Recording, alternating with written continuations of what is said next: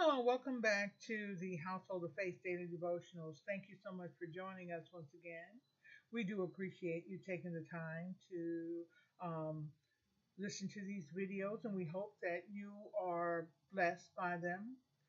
We want to talk to you today about making your purpose firm. And we've looked at Isaiah 26, verses 3 and 4. Now, there's a scripture in the New Testament that's very similar to this, and see if you can recognize it. It says, "You, Lord, give perfect peace to those who keep their purpose firm and put their trust in you. Trust in the Lord forever. He will always protect us." Sound familiar? Yeah. He'll keep you in perfect peace whose mind is stayed on him. So we know that God is in the business of keeping us in perfect peace. That shalom, or the irene, the Greek word for peace in the New Testament, means wholeness and wellness and goodness, completeness. And it's often used as a greeting. And a lot of people I know online, they have shalom on their, as part of their signature and things like that. Um, and there's nothing wrong with that. What am saying is that an understanding that it means much more than just peace. Peace is part of it, but an internal peace, because Jesus said, "My peace I give to you and I leave to you, not as the world gives." But he gave us his peace. It's a completely different kind of peace. Okay.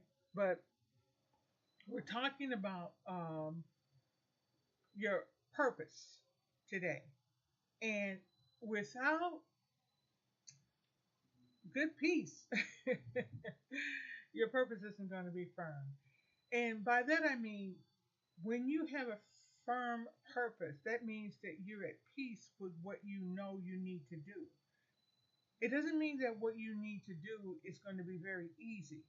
God is not calling us to the easy path. I mean, you hear me saying that all the time, but it is absolutely true. He is not calling us to what's easy, what's simple. The simplicity of his word and instructions, yes, but not in the tasks or assignments that he is giving us. He's calling his people to a deeper understanding of him, and a closer relationship comes along with that, because you can't have a better understanding of God without getting closer to him.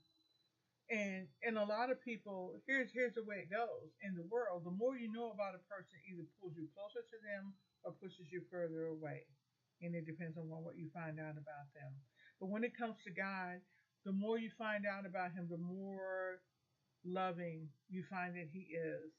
And some of the misconceptions that you've had your entire life. And I'll have to say this from personal experience, which I'm always going to tell you something that is from personal experience, is that I had a conception of God that was totally wrong. It was totally skewed, and it was based upon what I'd seen and I'd heard my entire life. And I'm not saying that the people who were portrayed God in a certain light were wrong. They portrayed him in the light as they understood it, but it wasn't right for me. And what the Lord told me some years ago was that I could no longer serve him through my mother's eyes. And my mother, at one time or another in her life, in the early days of my life, she was a very, very spiritually discerning woman. And things happened. She changed. And then toward the end of her life, she came back and got herself, right with God, so they say. And she had changed quite a bit. But over the years, a lot of things happened in between, good, bad, and indifferent. And I'm not talking about blaming anyone. What I'm talking about is that I saw and always remembered the supernatural power that I saw, and the things that she taught us, and the places that she sent us to where we could learn and grow. But I still view God through the eyes of a child, or even as an adult growing up and seeing her. So I saw God in her. And there were some things about God that I didn't like. And having to separate The person from the God is something that we all have to do. You know, the people who live around me, they probably don't see God in me all the time. They probably don't see it, and you know what? And I'm not mad at him for that.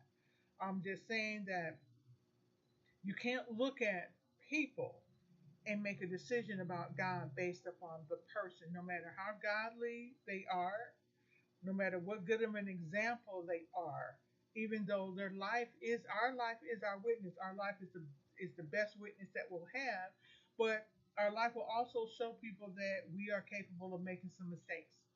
But when we get those mistakes right and we change our lives and we change ourselves, we change our focus, they can also see that. Unfortunately, human nature tends to hold on. The old fallen nature, I should say, tends to hold on and remember all of that bad stuff that you used to do. You may not have done that for 5 years and they live around you, but they're going to remind you of it. So, the peace that I'm talking about is an internal peace. That no matter what's going on around you, no matter what people think, no matter what you may have done in the past, you have to know that that is behind you. And whether they want to accept it or not, that's their problem. Honestly, that's on them. You keep going forward. And the purpose that God has called you to, the things that He has planned for your life, hold on to that peace and keep moving towards it no matter what.